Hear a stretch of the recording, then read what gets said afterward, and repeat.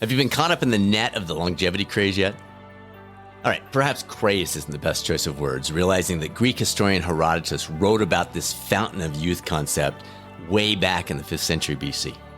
However, the trend line on the concept of longevity has certainly spiked in recent years, with a multitude of books, podcasts, blogs, movies, you name it, pointing the way. And they're typically pointing the way to their own money-making supplements, but that's a topic for another day. Google searches for living longer has grown 400% to 500% over the past 2 decades. And we even talked about some of the ridiculous elements of it with Dr. Jonathan Stay on last week's episode. But is longevity actually the goal? Are we wanting to simply live longer or live longer? With the life expectancy in the U.S. doubling from 39.41 years to 78.94 years between 1875 and 2015, perhaps many of us have the sense we're playing with house money in terms of the years piece that we now have available, at least in contrast to prior generations. And so we're hopefully shifting to a desire to live more fully within those years, not simply live more years. The World Health Organization even referenced the hollow nature of longevity 25 years ago when they said increased longevity without quality of life is an empty prize.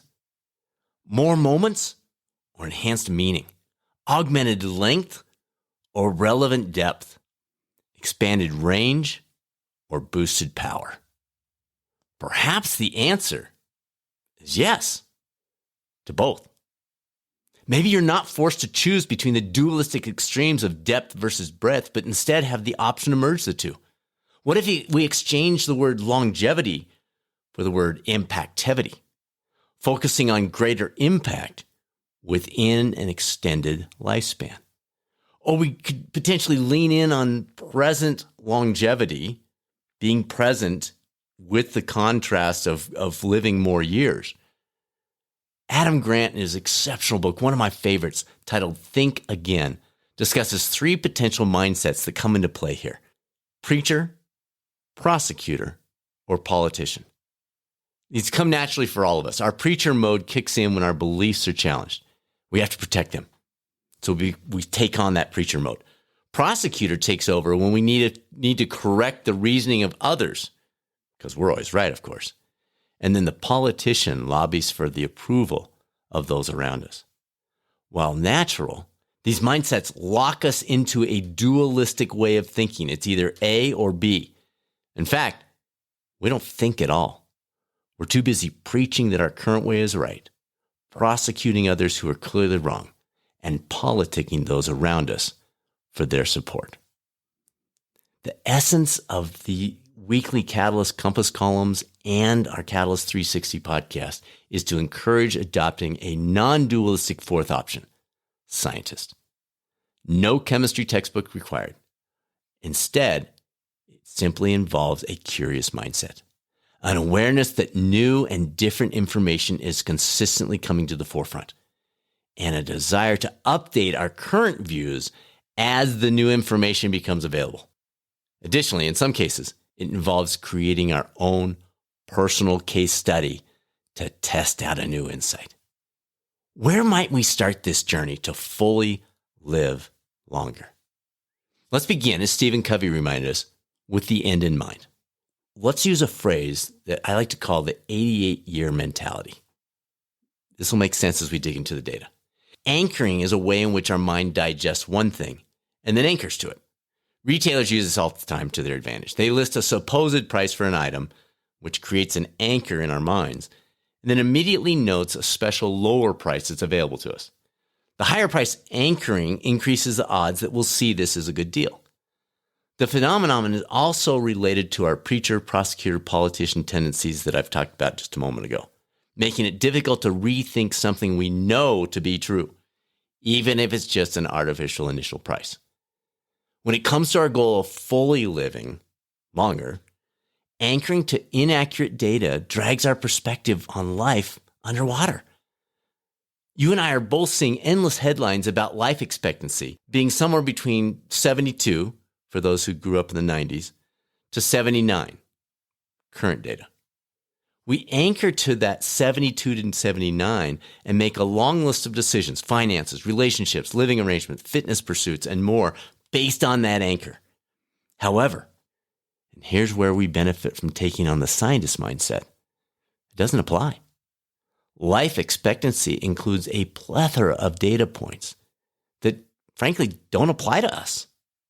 If you're in your 30s, 40s, 50s, 60s, every single item affecting children, teens, and young adults is off your list.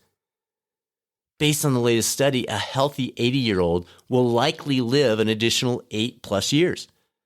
As a result, the at least 88-year mentality might just create a seismic shift in perspective. And I say at least because as you dig into the data, a relatively healthy 90-year-old can expect to live an additional 5 years. Obviously, there are no guarantees. Many variables are involved, and you can't take any of this for granted. But these average numbers make for a reasonable baseline from which any of us can begin to ponder.